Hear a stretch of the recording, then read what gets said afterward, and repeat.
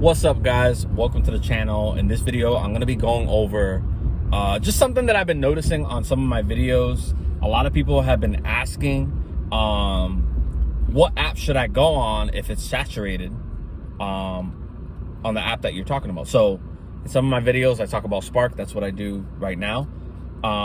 And someone commented in California. I saw another comment from Chicago. Some of the areas are booked up for Spark. They put you on a wait list. What are you gonna do, right? And I personally know that if I'm on a wait list, it's kind of frustrating because, you want to go out there and you want to make money like what people are talking about in these videos. But if you're on a wait list, there's literally nothing you can do. So don't stress on that. I have alternatives that I have. I've already made a video on what you can do if you're on a waiting list, but I'm gonna try to put this in a different light. And then for some people who haven't seen that other video where I did mention alternatives, I'm gonna mention them here. I'm gonna mention some of them here. So the main thing, the main idea behind the alternative is that you have to have access to at least a supermarket. And if you do have a little bit of money to put down, which is not a lot, $20 to $50, you go and get a membership at your nearest BJ's Wholesale or Costco Wholesale membership warehouse, or whatever it's called. So it's BJ's Wholesale and Costco Wholesale. You get a membership there, or even if you have a Sam's Club, that also works. What you're gonna do, and this is something that I came across recently. I just think of these things. I just think of these things when I'm in these stores sometimes, and it's a good business idea. And I've tried a version of this on my own with drinks. What you're gonna do, you're gonna find a product that you enjoy talking about, right? That you're not passionate about. I don't want to make it too corny or whatever, but that you know a little bit about, that you can easily talk about, that you can easily explain. Find a product, for example, like Gatorade, right? We're gonna talk Gatorades. Let's say you get a pack of Gatorade for around $20. Okay. Now what you're gonna do, you're gonna go to your local area, wherever you live, and you're gonna go to different basketball courts. This is an example. You can do this with baseball fields, football fields. For me, I play ball, so I know where the popular basketball courts are, where people are gonna be at. I know which ones are gonna be more populated for the most part. There are times of days when there's more people than normal, but if I know where the hot spots are, then I know where people are going to be. And all I'm going to do is I'm going to start promoting drinks, right? If I have Gatorades, I'm going to be selling Gatorades for whatever price point that I choose. If I'm getting a 20 pack, for example, for $20, I'm essentially paying $1 per Gatorade. I'm going to go turn around and sell them for anywhere from $3 to $5, depending on what the size is. These are things that you can do if you're on a waiting list. There's a saying that says, what is it? Closed mouths don't get fed. It's true. Like, this is like, you could be shy going into it. I'm freaking shy still to this day. But what I tell myself to get over that shyness, or get over that nervousness, or whatever some people might have, is just telling yourself, what is this going to be in a month? Are you going to care that you were scared to approach a group of people, seeing if they want drinks? Like, it's really not that big of a deal, but your brain just kind of slows you down. That's why you get anxious, or you get like afraid of asking for something. Like, there's another thing too, and I go through this too, where it's like you feel like you're pricing whatever it is too high. There's people that want whatever it is. You're there to solve a problem, right? If you're going to basketball courts, people want to get drinks. Not everyone brings a drink every time. I try to when I go play ball. I haven't played ball in a year and a half, 2 years, but every time I would go to a basketball court, I made sure that I had a drink on me. I had something, right? But there are times where I would have gone to the basketball court and not brought a drink, or maybe I forgot to stop, or whatever it may be. There's a bunch of people that would easily buy, right?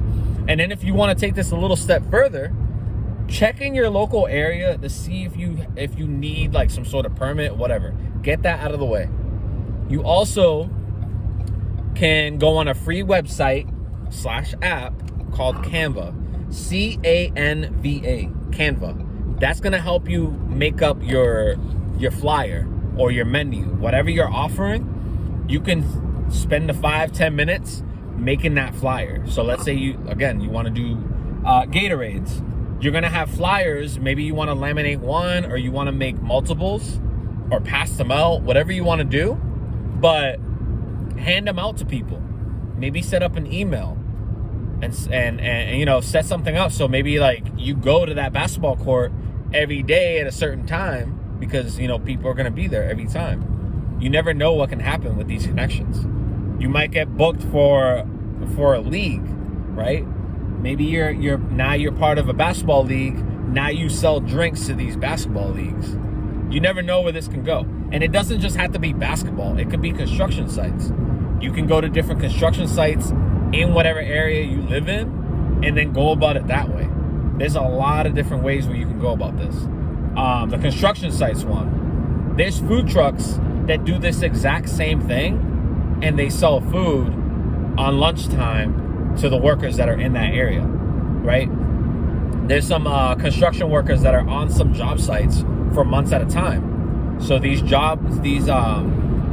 food trucks, they know that, and they know they have a guaranteed clientele in that area.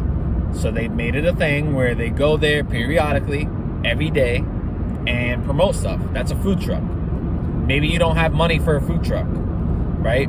You can do it on a smaller scale. Just offer drinks, right? Or if you're gonna be dealing with food, you possibly need a permit. I would start off with drinks if you're on a waiting list, right? This is just ideas, right? If you're stuck waiting, which it's annoying being on a waiting list, but it's not the end of the world. You can still make money doing different things, being on different platforms, right? You can even go on, this is kind of going left field a little bit, but you can even go on Craigslist and see what independent gigs people need to get done. Some people might need a car wash. Auto detailing is another great example, which I used to do on the side.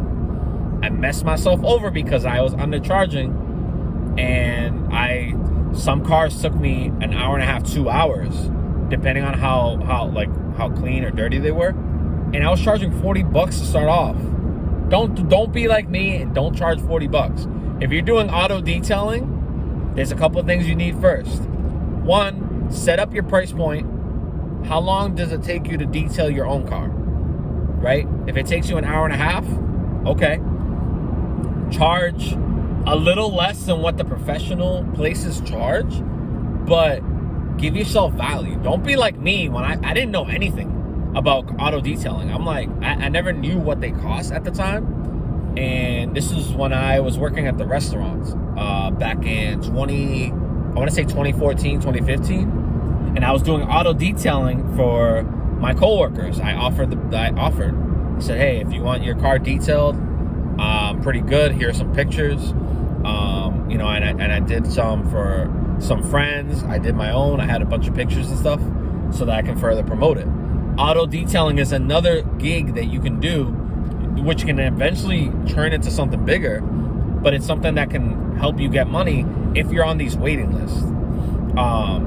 Depending on what your situation is, whether you're trying to do gigs full time, which I don't recommend, even though I'm doing it right now, these gigs are meant to be like a bridge point between jobs or just for extra side money. You should never depend on it unless you know what you're doing and you understand your market, your area. I believe I understand my market for the most part, so I'm able to kind of determine what area I can go into. It's not always going to work, but it works most of the time. And if you're wondering, the platform that I'm on is Spark Driver. I'm mainly on these Walmarts, bringing groceries to customers' homes. Make pretty good money. But if I were in a position where I was in a waiting list, I would literally do the Gatorade one, the auto detailing one as well. Because I've done the auto detailing already, so I already have experience doing that.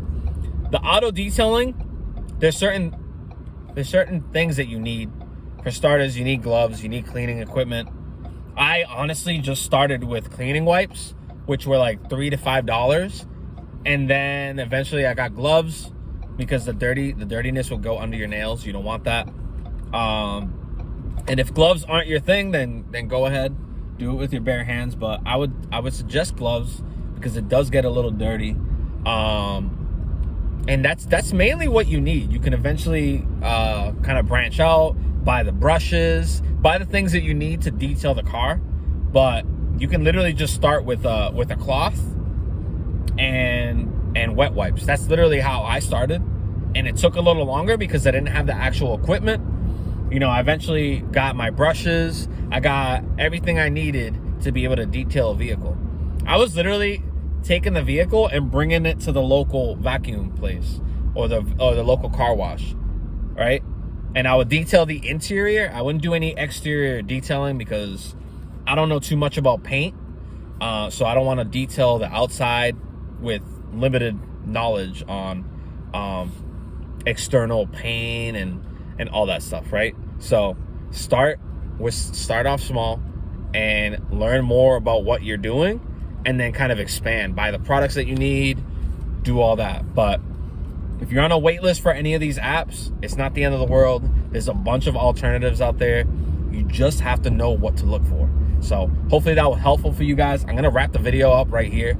It's gone on a little long. So if you guys got information for this, or if I gave you something good that you guys can actually act on, make sure you like this video, share it with anyone that you think would help, that it would help their situation, and subscribe to the channel for more videos like this. But until next time, guys, I'll catch you on the next one. Thank you for watching. Take care, guys.